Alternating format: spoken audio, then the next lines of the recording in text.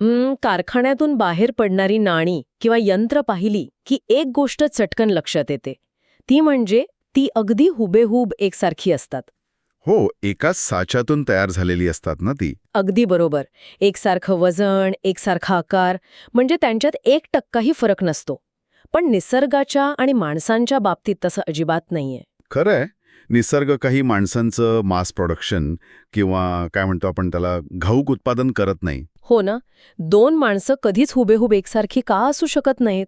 आजच्या या सखोल चर्चेत आपल्याला याच एका अत्यंत कुतूहलजनक सत्यावर प्रकाश टाकायचा आहे.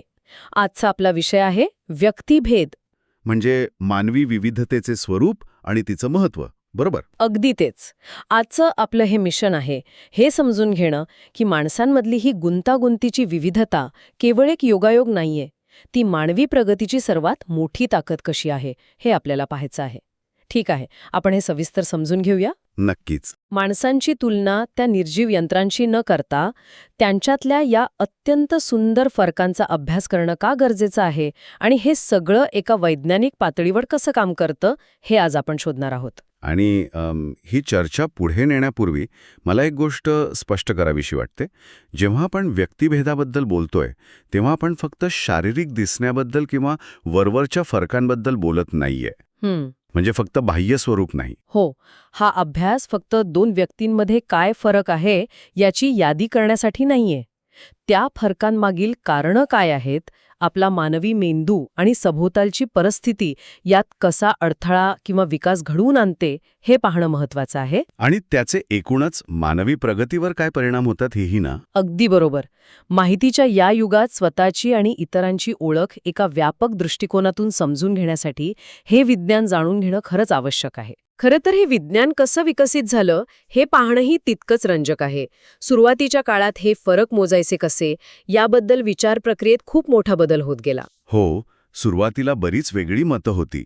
म्हणजे बघा, आधीच्या काळातील तज्ज्ञांनी जसं की गेट्स यांनी फक्त दृश्यमान गोष्टींवर लक्ष केंद्रित केलं. त्यांच्या मते व्यक्तिभेद म्हणजे फक्त 2 व्यक्तींमध्ये दिसणारे दृश्यमान फरक. जे डोळ्यांना दिसतं तेवढंच. हो, पण नंतर विज्ञानाला समजलं की खरा फरक हा आतमध्ये दडलेला आहे. क्रो अँड क्रो सारख्या अभ्यासकांनी बुद्धिमत्ता आणि भावना यावर लक्ष केंद्रित केलं. म्हणजे माणसाची बौद्धिक क्षमता, त्याची वृत्ती आणि भावनिक वैशिष्ट्ये. बरोबर. आणि त्यानंतरच्या काळात स्किनरसारख्या तज्ज्ञांनी याही पुढे जाऊन अध्ययन आणि वर्तन यावर भर दिला. माणूस विचार कसा करतो, इथपासून तो प्रत्यक्ष कृती कशी करतो, नवीन गोष्टी कशा शिकतो, या प्रवासाचा तो एक अभ्यास होता. तसं पाहिलं तर हा जो विचारांचा प्रवास आहे ना, तो माणसाला समजून घेण्याच्या प्रक्रियेतील एक मोठा टप्पा आहे. सुरुवातीला आपण फक्त बाह्य स्वरूपावर अवलंबून होतो. हो, अगदी वरवरचा विचार. पण नंतरच्या काळात मानसशास्त्राला हे उमगलं की माणसाचा मेंदू आणि त्याच्या भावना प्रत्यक्ष वर्तनात कशा परावर्तित होतात हे पाहिल्याशिवाय माणसाचं खरं आकलन होऊ शकत नाही.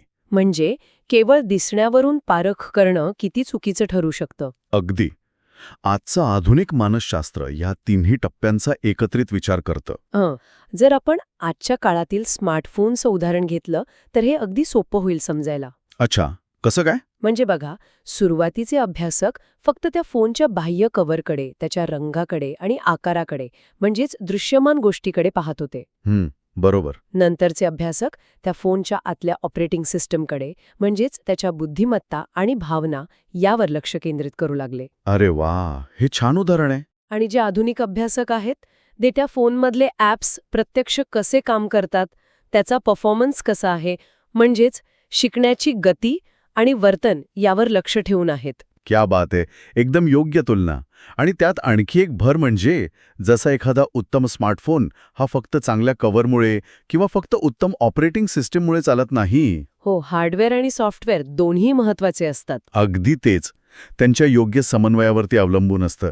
जर हार्डवेअर जुना असेल आणि त्यात अतिशय प्रगत अशी ऑपरेटिंग सिस्टम टाकली तर तो फोन हँग होणारच. हो ना, कामच करणार नाही तो धड. मानवी शरीराचं आणि मनाचंही अगदी तसंच आहे. शारीरिक क्षमता आणि बौद्धिक किंवा भावनिक कुवत यांचा समन्वय साधला गेला नाही तर विकासात अडथळे येतात.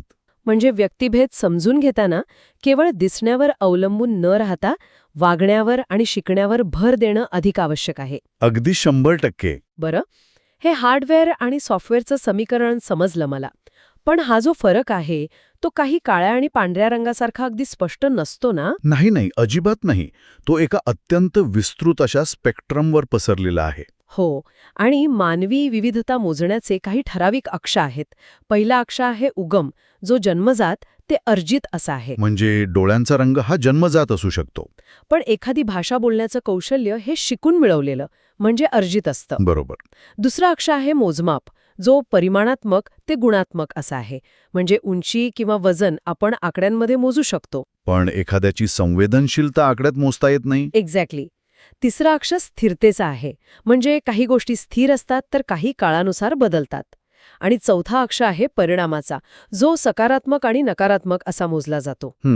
पण थांबा, इथे एक प्रश्न पडतो मला. कोणता प्रश्न? असं वाटू शकतं, हा खूप जणांना पडणारा प्रश्न आहे. कारण जर सर्वांना समान मानायचं असेल तर हा नकारात्मकतेचा शिक्का थोडा खटकणारा वाटतो मला. गैरसमज दूर करणं खूप गरजेचं आहे. कारण इथे नकारात्मक याचा अर्थ नैतिकदृष्ट्या वाईट किंवा चारित्र्यहीन असा अजिबात नाहीये. अच्छा, मग नक्की काय अर्थ आहे याचा? विज्ञानाच्या भाषेत नकारात्मक परिणाम म्हणजे शैक्षणिक किंवा सामाजिक प्रगतीत येणारा एखादा अडथळा. उदाहरणार्थ डिस्लेक्सियासारखी अध्ययन अक्षमता. म्हणजे शिकण्यातली अडचण. हो, डिस्लेक्सियामध्ये मुलाचा मेंदू शब्दांचे आणि अक्षरांचे जे संकेत असतात ते सामान्य मुलांसारखे डिकोड करू शकत नाही. त्याच्या मेंदूची वायरिंग थोडी वेगळी असते. अरे बापरे, पण यात त्याची काहीच चूक नसते ना? अजिबात नाही. हा कोणताही नैतिक दोष नाही किंवा बुद्धिमत्तेचा अभावही नाही. तो फक्त शिकण्याच्या प्रक्रियेतील एक अडथळा आहे, ज्याला इथे नकारात्मक परिणाम म्हटला आहे. म्हणजे हा फरक ओळखून त्या विद्यार्थ्याला अक्षरं समजून घेण्याची योग्य आणि वेगळी पद्धत वापरून शिकवणं हे मुख्य ध्येय आहे. अगदी बरोबर. कोणालाही कमी लेखणं हा याचा उद्देश नसून प्रत्येकाला त्याच्या कुवतीनुसार योग्य ती मदत करणं हा आहे. समजलं. म्हणजे ही एक प्रकारची वैद्यकीय किंवा न्यूरोलॉजिकल अवस्था असू शकते, नैतिक त्रुटी नाही. हो, अगदी तसंच. पण हा जो स्पेक्ट्रम आहे तो माणसाच्या आयुष्यात प्रत्यक्ष कसा दिसतो? म्हणजे माणसाचं व्यक्तिमत्व हे अनेक वेगवेगळ्या धाग्यांनी विणलेले एक विशाल मोझॅक असतं ना? हो, एक सुंदर मोझॅक तयार होतो यातनं. शारीरिक आणि बौद्धिक पातळीवरची भिन्नता तर अगदी उघड असते. जसं की खेळात नैसर्गिकरित्या प्रावीण्य मिळवणारे शारीरिकदृष्ट्या मजबूत लोक असतात. किंवा बौद्धिक पातळीवर बघितलं तर काही लोक एखादा अवघड गणिती घटक अगदी पटकन समजून घेतात. कारण त्यांच्या मेंदूची माहितीवर प्रक्रिया करण्याची गती जास्त असते. बरोबर. पण या व्यतिरिक्तही बरेच स्तर आहेत. शारीरिक आणि बौद्धिक पातळीच्या पलीकडे भावनांचा आणि समाजाचा स्तर येतो. भावनिक भिन्नता. हो, भावनिक भिन्नतेचा विचार केला तर असे अनेक लोक दिसतात जे अगदी छोट्याशा तणावाच्या प्रसंगातही कोलमडून पडतात. तर काही लोक भयंकर संकटातही एकदम स्थितप्रज्ञ राहतात. हे कशामुळे होतं? फक्त विचारांमुळे? नाही, हे केवळ त्यांच्या विचारांवर अवलंबून नसतं, तर त्यांच्या मेंदूत स्रवणाऱ्या कॉर्टिसॉलसारख्या तणावाच्या हॉर्मोन्सवर नियंत्रण ठेवण्याच्या क्षमतेवरही अवलंबून असतं. अच्छा, म्हणजे इथेही बायोलॉजी आहेच. हो ना. आणि याशिवाय सामाजिक भिन्नताही असते. काहींना समूहात ऊर्जा मिळते, ते अत्यंत बहिर्मुख असतात, तर काहींना एकांतात आपली ऊर्जा परत मिळवावी लागते. आणि या सगळ्याचा थेट परिणाम माणसाच्या चारित्र्यावर आणि ओळखीवरही होतो. नैतिकतेच्या बाबतीतही हा फरक दिसून येतो. खरंय. काही लोकांमध्ये प्रामाणिक राहण्याची आंतरिक वृत्ती खूप प्रबळ असते, तर काहींमध्ये प्रलोभनांना बळी पडण्याची शक्यता जास्त असते. तसंच शैक्षणिक आणि सर्जनशील पातळीवरही हे फरक स्पष्ट दिसतात. जसं एखादी व्यक्ती गणितात किंवा आकडेमोडीत अत्यंत हुशार असू शकते, पण कलेच्या किंवा साहित्याच्या प्रांतात तिला अजिबात गती नसते. हो, या सर्व घटकांचं मिश्रण होऊन प्रत्येक माणसाचं एक वेगळं रसायन तयार होतं. आणि इथेच हा विषय खऱ्या अर्थाने रंजक ठरतो. कसं काय? कारण हे सर्व फरक केवळ जन्मजात नसतात. परिस्थितीचा यावर काय परिणाम होतो याचं एक अत्यंत मार्मिक उदाहरण मानसशास्त्रात दिलं जातं. कोणतं उदाहरण? समान बुद्धिमत्ता किंवा समान IQ असणारी दोन मुलं, एक झोपडपट्टीत वाढते आणि एक सधन कुटुंबात वाढते, तरीही त्यांच्यात प्रचंड तफावत दिसते. हे असं का होतं? हा एक अत्यंत सखोल अभ्यासाचा विषय आहे आणि इथेच आपल्याला परिस्थितीचा खरा प्रभाव समजतो. जेव्हा आपण म्हणतो की दोन मुलांचा जन्मजात IQ समान आहे, तेव्हा आपण फक्त त्यांच्या जैविक क्षमतेबद्दल बोलत असतो. म्हणजे फक्त पोटेन्शियल. हो, पण झोपडपट्टीत राहणाऱ्या मुलाला रोजचा जो संघर्ष करावा लागतो त्याचे परिणाम थेट त्याच्या मेंदूच्या विकासावर होतात. अरे रे. म्हणजे मानसिक ताण, सततच्या आर्थिक किंवा सामाजिक असुरक्षिततेमुळे अशा मुलांमध्ये तणावाचं प्रमाण खूप जास्त असतं, ज्यामुळे त्यांच्या मेंदूच्या प्रीफ्रंटल कॉर्टेक्सवर, जो भाग निर्णय घेण्याचं काम करतो, त्यावर नकारात्मक परिणाम होतो. अरे बाप रे. आणि त्या सधन कुटुंबातल्या मुलाचं काय? दुसरीकडे सधन कुटुंबातील मुलाला मिळणारं उत्तम पोषण, सुरक्षित वातावरण आणि विविध गोष्टींचं मिळणारं एक्सपोजर यामुळे त्याच्या मेंदूतील न्यूरोप्लास्टिसिटीला चालना मिळते. म्हणजे एकाला जगण्यासाठी संघर्ष करावा लागतो, तर दुसऱ्याला नवनवीन गोष्टी शिकण्यासाठी अनुकूल वातावरण मिळतं. अगदी. त्यामुळे केवळ बुद्धिमत्तेच्या आकड्यावर व्यक्तीची मोजदाद करणं हे अत्यंत वरवरचं आणि अवैज्ञानिक ठरतं. हे ऐकल्यावर जाणवतं की समाज म्हणून आपण किती गोष्टींकडे दुर्लक्ष करतो. पण यावरून एक मूलभूत प्रश्न असा निर्माण होतो की जर मानवी समाजात इतकी भिन्नता आहे, म्हणजे शारीरिक, भावनिक, बौद्धिक आणि परिस्थितीनुसार होणारे एवढे मोठे बदल आहेत, तर मग हा समाज एकत्र कसा राहतो? एवढ्या फरकांमुळे समाजात सतत संघर्ष का होत नाही?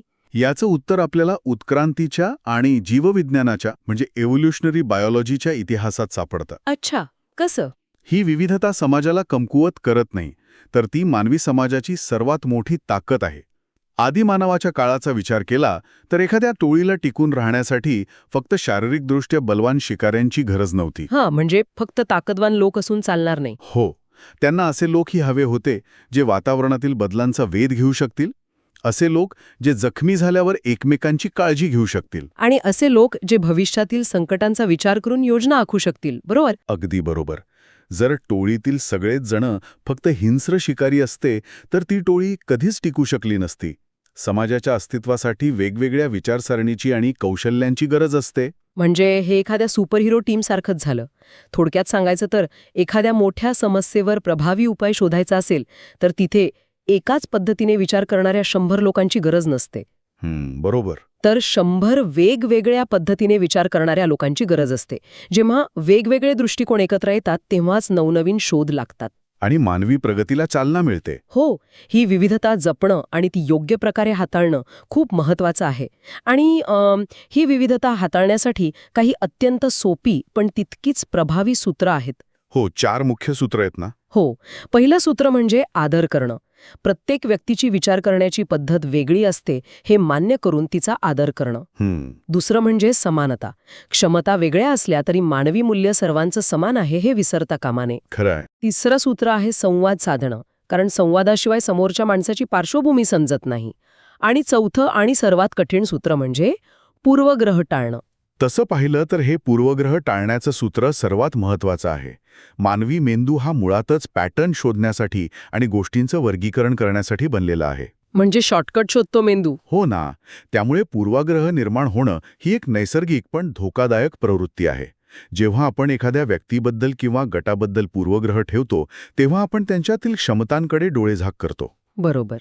पण जेव्हा कोणताही समाज या व्यक्तिभेदाला, या विविधतेला खुलेपणाने स्वीकारतो तेव्हा एक अत्यंत सकारात्मक बदल घडतो. पूर्वग्रह टाळल्यामुळे समाजातील भेदभाव कमी होतो. आणि भेदभाव कमी झाला की साहजिकच तिथे गटागटांमधील संघर्ष संपून सलोखा आणि शांतता प्रस्थापित होते. व्यक्तिभेद हा मानवी अस्तित्वाचा अविभाज्य भाग आहे. त्याला समजून घेणं आणि त्याचा स्वीकार करणं हेच एका सुसंस्कृत समाजाचं लक्षण आहे. तर या सर्वांचा नेमका अर्थ काय आहे? समाजाची प्रगती करायची असेल तर त्याची सुरुवात मुळापासून म्हणजे शिक्षणातून आणि आपल्या कुटुंबातून झाली पाहिजे. नक्कीच. या व्यक्तिभेदाच्या विज्ञानाचा प्रत्यक्ष जीवनात, विशेषतः शिक्षण व्यवस्थेत कसा वापर करायचा हा खरा कळीचा मुद्दा आहे. हो, आणि शिक्षणतज्ञ नेहमी यावर भर देतात की विद्यार्थ्यांची आवड आणि क्षमतेनुसार अभ्यासक्रम लवचिक असावा. वेगवेगळ्या बौद्धिक कुवतीनुसार अध्यापनाच्या विविध पद्धती वापराव्या लागतात. आणि सर्वात महत्त्वाचं म्हणजे आर्थिक आणि सामाजिक परिस्थितीचा विद्यार्थ्यांच्या शैक्षणिक प्रगतीवर होणारा परिणाम ओळखून त्यांना पाठिंबा द्यावा लागतो. अगदी बरोबर. हे सर्व सांगताना एक गोष्ट टाळण्यास आवर्जून सांगितलं जातं, ती म्हणजे सर्व प्रकारच्या विविध वृत्तीच्या विद्यार्थ्यांना एकाच सारख्या पद्धतीने शिकवण्याची चूक करू नये. सर्वांची बुद्धिमत्ता सारखी नसली तरी सर्वांची प्रगती एकाच पद्धतीने होईल असं गृहीत धरणं हे विज्ञानाच्याच विरुद्ध आहे. खरंय. पण दुर्दैवाने हे फक्त शाळेशी मर्यादित नाहीये. ऑफिसमध्ये मॅनेजर्स जेव्हा सर्व कर्मचाऱ्यांना एकाच साच्यात बसवण्याचा प्रयत्न करतात किंवा पालक जेव्हा आपल्या दोन वेगवेगळ्या स्वभावाच्या मुलांकडून एकाच प्रकारच्या यशाची अपेक्षा करतात, तेव्हा ते याच व्यक्तिभेदाच्या तत्वाकडे दुर्लक्ष करत असतात. हो, प्रत्येक माणसाची प्रेरणा वेगळी असते, त्याची काम करण्याची पद्धत वेगळी असते. हे वैविध्य समजून न घेतल्यामुळेच बऱ्याचदा नातेसंबंधांमध्ये आणि व्यावसायिक आयुष्यात ताणतणाव निर्माण होतात. इथे एक गोष्ट मला खूप प्रकर्षाने खटकते. जर विज्ञान एवढं स्पष्टपणे सांगतंय की सर्व माणसांना किंवा मुलांना एकाच पद्धतीने हाताळणं, त्यांना एकाच साच्यात बसवणं चुकीचं आहे, हां, तर मग आपली सध्याची जी संपूर्ण शिक्षण व्यवस्था आहे ती किती मोठी चूक करत आहे. आपली व्यवस्था सर्वांना एकाच वर्गात बसवून एकाच पद्धतीने एकाच वेगाने शिकवते आणि वर्षाच्या शेवटी सर्वांसाठी एकाच प्रकारची परीक्षा घेते. हो ना. ही संपूर्ण व्यवस्थाच एका अत्यंत चुकीच्या पायावर उभी नाही का? हा प्रश्न शिक्षण व्यवस्थेच्या मुळावरच घाव घालणारा आहे आणि याचं उत्तर होकारार्थीच द्यावं लागतं. सध्याच्या व्यवस्थेतील बहुतांश त्रुटी आणि विद्यार्थ्यांमधील वाढता तणाव हा या व्यक्तिभेदाकडे पद्धतशीरपणे दुर्लक्ष केल्याचाच परिणाम आहे. म्हणजे आपण मुद्दाम दुर्लक्ष करतोय असं वाटतं. हो, एकच साचा सर्वांसाठी वापरणं हे विद्यार्थ्यांच्या अंगभूत आणि अद्वितीय कौशल्यांना मारून टाकण्यासारखं आहे. एका माशाला आणि एका पक्षाला झाडावर चढण्याच्या एकाच प्रकारच्या परीक्षेत बसवणं कसं अन्यायकारक आहे हे आपण जाणतोच. हो, ती गोष्ट खूप प्रसिद्ध आहे. लवचिकता ही शिक्षणातील आणि एकूणच मानवी विकासातील सर्वात मोठी गरज आहे. व्यक्तिभेद ही निसर्गाने दिलेली एक नैसर्गिक देणगी आहे. बरोबर. माणसांमधील ही विविधता ओळखून त्यांना त्यांच्या नैसर्गिक गतीने आणि त्यांच्या नैसर्गिक आवडीनुसार योग्य दिशा देणं हेच खऱ्या शिक्षणाचं आणि समाजाचं उद्दिष्ट असलं पाहिजे. आजच्या या सखोल चर्चेतून आपण खरोखरच मानवी स्वभावाच्या एका मोठ्या गुंतागुंतीचा उलगडा केला आहे. कारखान्यातून बाहेर पडणाऱ्या एका साच्यातल्या समान नाळ्यांपासून आपण सुरुवात केली होती. हो, तिथून खूप लांब आलोय आपण. तिथून आपण माणसाच्या आतमध्ये असलेल्या अत्यंत गुंतागुंतीच्या अशा मानवी मोझॅकपर्यंतचा प्रवास पाहिला. शारीरिक आणि बौद्धिक पातळीवर दिसणारे फरक, भावनांचा आणि समाजाचा प्रभाव, आणि परिस्थितीमुळे माणसाच्या मेंदूवर आणि जीवनावर होणारे परिणाम. हो, आणि या सर्वांमधून निर्माण होणारी मानवी ताकद आपण समजून घेतली. आणि ह्या सर्वांतून मिळणारा सर्वात मोठा धडा हा आहे की ही मानवी विविधता ही समाजासाठी कोणतीही अडचण नाहीये. उलटपक्षी ती आपल्या अस्तित्वाची आणि प्रगतीची सर्वात मोठी चावी आहे. अगदी बरोबर. जेव्हा आपण आपल्या सभोवतालच्या लोकांचं हे वेगळेपण ओळखायला शिकतो, त्या फरकांचा मनापासून आदर करतो आणि कोणताही पूर्वग्रह न ठेवता मोकळा संवाद साधतो, तेव्हाच आपण खऱ्या अर्थाने माणूस म्हणून प्रगल्भ होतो. क्या बात आहे. प्रत्येकाला त्याच्या गतीने आणि त्याच्या कुवतीनुसार फुलण्याची संधी देणं हेच एका आदर्श आणि परिपक्व समाजाचं मुख्य लक्षण असतं. 100%. पण जाता जाता श्रोत्यांसाठी या सर्व विचारमंथनातून निर्माण झालेला एक अत्यंत महत्त्वाचा विचार समोर ठेवून आपण आज थांबूया. नक्कीच. कोणता विचार? जर व्यक्तिभेद ही खरोखरच निसर्गाची सर्वात सुंदर देणगी आहे आणि मानवी समाजाचं मूळ उद्दिष्ट ही विविधता जपणं हेच असेल, तर भविष्यातील शाळा किंवा समाजव्यवस्था कशी असावी? विचार करण्यासारखा प्रश्न आहे. जर आपण आजच्या या सर्व विद्यार्थ्यांसाठी अनिवार्य विषय आणि सर्वांसाठी एकच समान परीक्षा घेणाऱ्या पद्धती पूर्णपणे मोडून काढल्या, अरे बापरे, एकदम क्रांतीच. हो ना, आणि केवळ त्या मुलांच्या वैयक्तिक क्षमतेनुसार त्यांच्यातील जन्मजात कल आणि अर्जित कौशल्य ओळखून त्यांना घडवणाऱ्या शाळा चालवल्या, तर आपला मानवी समाज प्रगतीच्या कोणत्या सर्वोच्च उंचीवर पोहोचेल? खरंच यावर नक्की विचार व्हायला हवा. या प्रश्नावर आपण सर्वांनी नक्की विचार करूया. पुन्हा भेटूया अशाच एका नव्या आणि रंजक विषयावर विचारमंथन करण्यासाठी.